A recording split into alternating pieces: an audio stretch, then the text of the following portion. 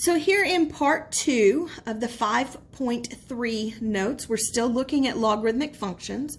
So we've looked at what a logarithm is, we've looked at graphing, so now we're going to look at some properties of logarithms. So for these properties, we want to let x and a be positive real numbers with a not equal to 1, and r be any real number. Then we have several properties that are always true.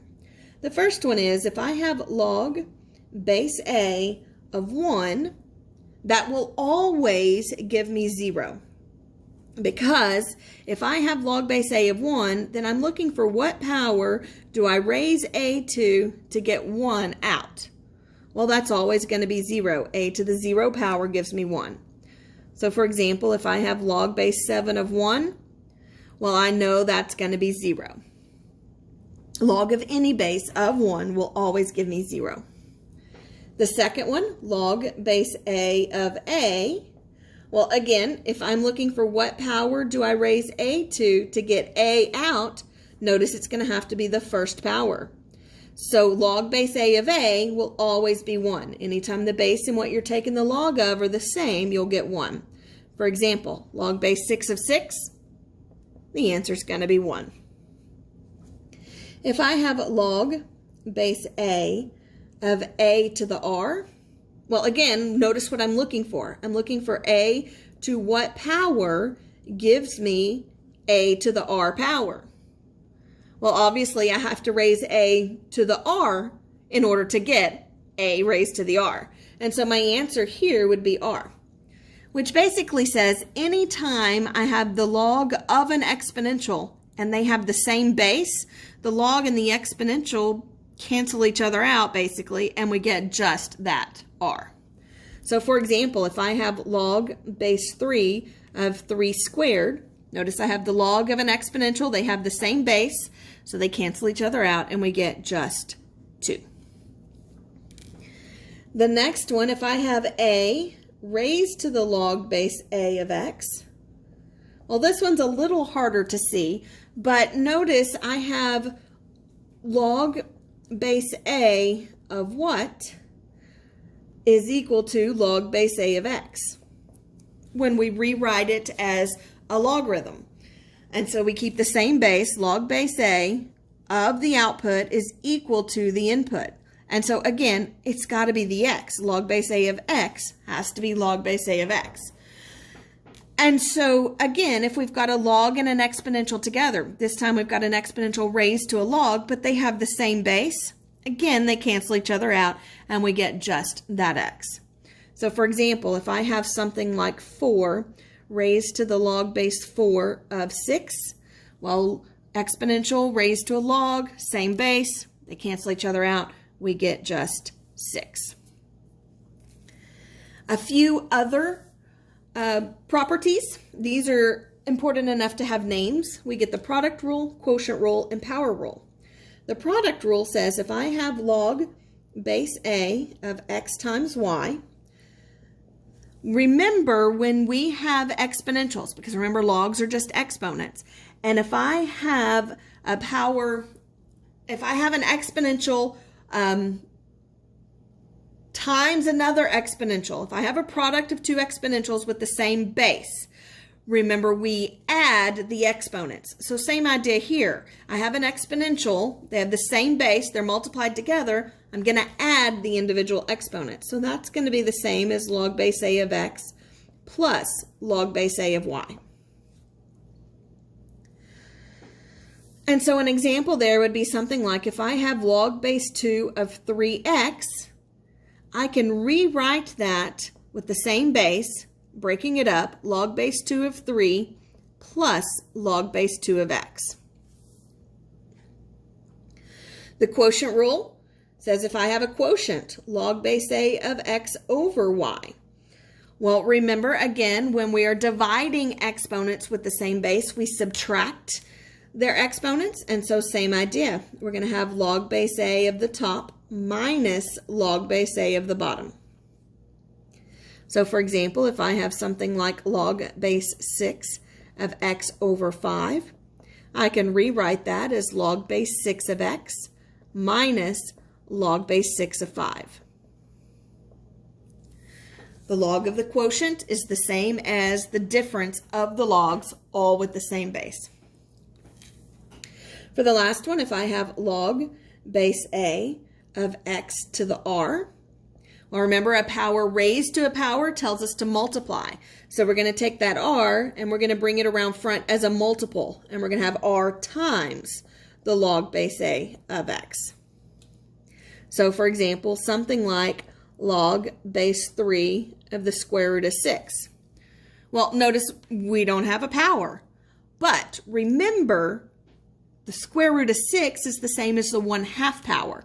So if I rewrite that as log base 3 of 6 to the 1/2 power, now I have a power and I can use my power rule. The power rule says to take the power, bring it around front as a multiple. So that's going to be the same as 1/2 times log base 3 of 6. Now, most of the time when we use these product quotient power rules, we're going to be using them in the other direction. We're going to be starting with two logs that are added together, and we want to combine them to a single log. Or if we start with two logs that are subtracted, we combine them to a single log. Or if we start with a multiple, we can write it as a power.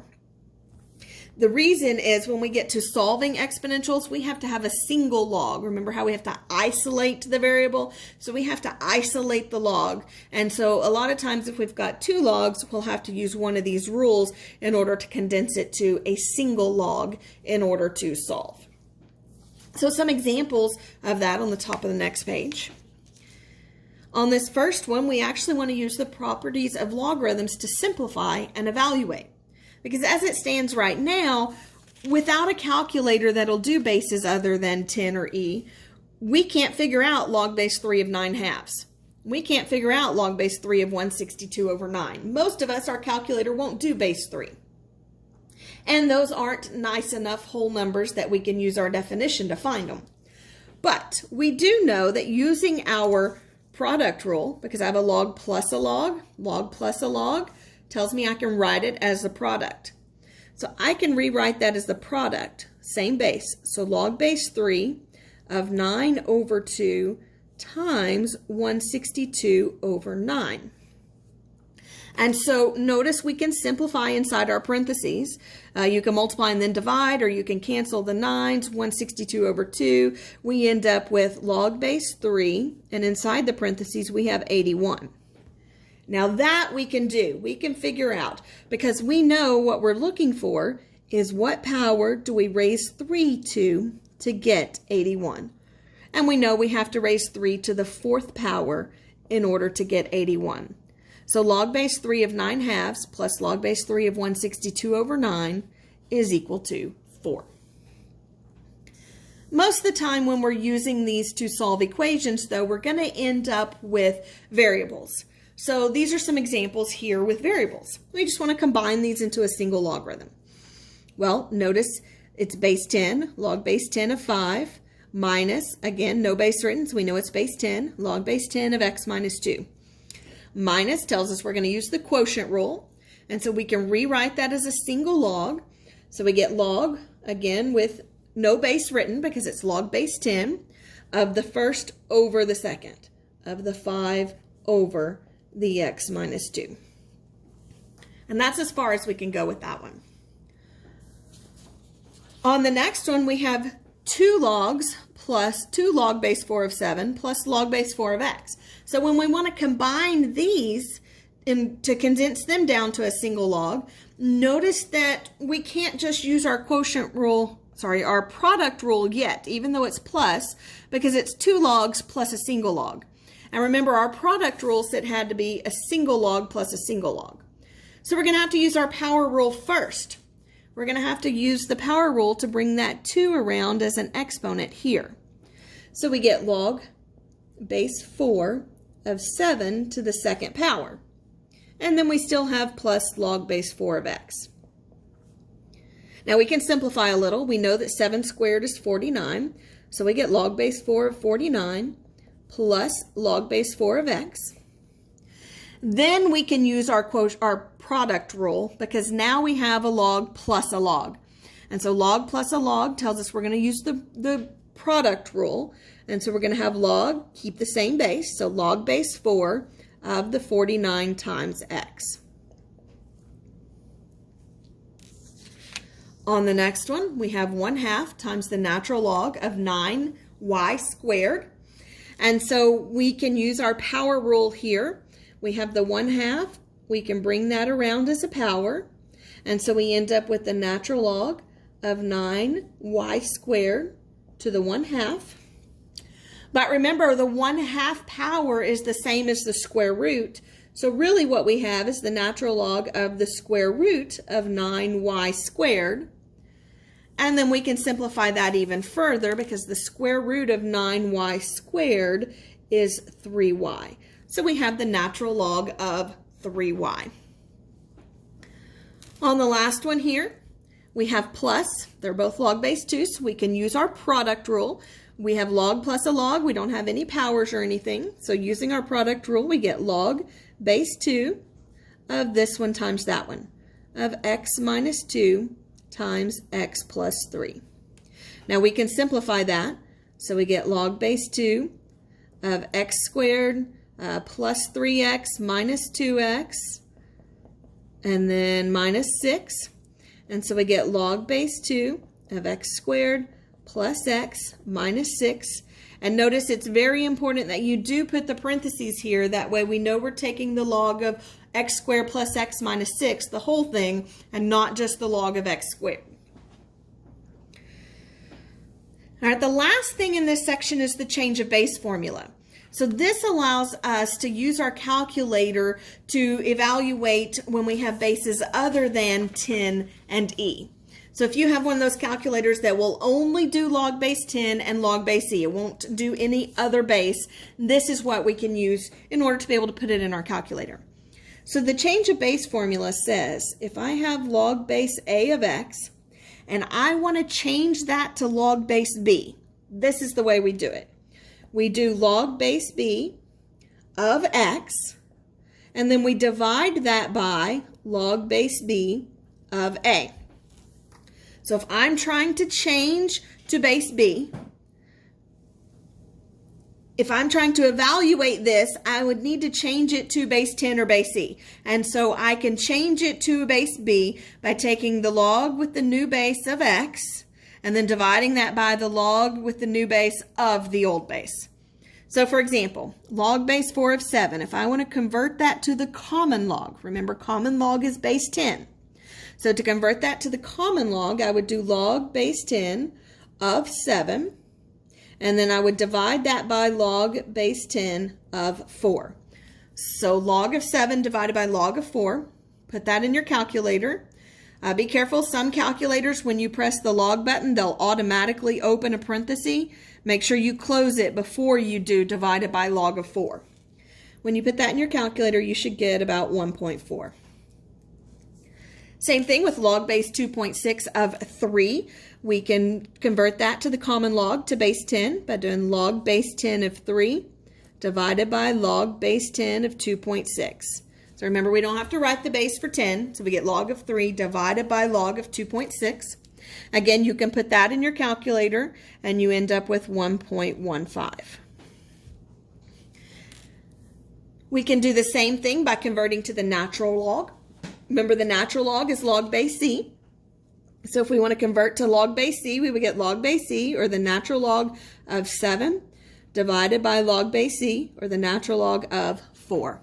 Again, you put that in your calculator, and again you get 1.4, because it does not matter whether you change to base 10 or whether you change to base e. What we're calculating in both instances is log base 4 of 7. So you could just, even if your calculator would do a base 4, you could do log base 4 of 7 and you'll still get 1.4. It doesn't matter what you convert it to, log base 4 of 7 will always be 1.4. Same thing with log base 2.6 of 3. If we convert that to the natural log, we would do the natural log of 3 divided by the natural log of 2.6. Put that in our calculator, we get 1.15. Because log base 2.6 of 3 will always be 1.15. Here's a couple for you to try. Make sure that you can put these in your calculator. Log base 6 of 2, whether you convert it to common log or natural log. You can do log of 6 divided by, you can do log of 2 divided by log of 6, or you can do natural log of 2 divided by natural log of 6. In either case, you should get 0.39. Same thing for log of 4.2 of 2/3. You can either convert it to base 10 or base C. Log of 2/3 divided by log of 4.2, or natural log of 2/3 divided by natural log of 4.2. Either way, you should get negative 0.28. Remember, it's okay to get a negative out of a log. You just can't put a negative into a log. Remember our graph back on the previous page? We can use negatives as our input, as our domain. We just won't ever get a negative. We can get negatives out. We can have negatives as our output, as our range. We just can't put a negative in for X. We won't ever have a negative in our domain. And that concludes section 5.3.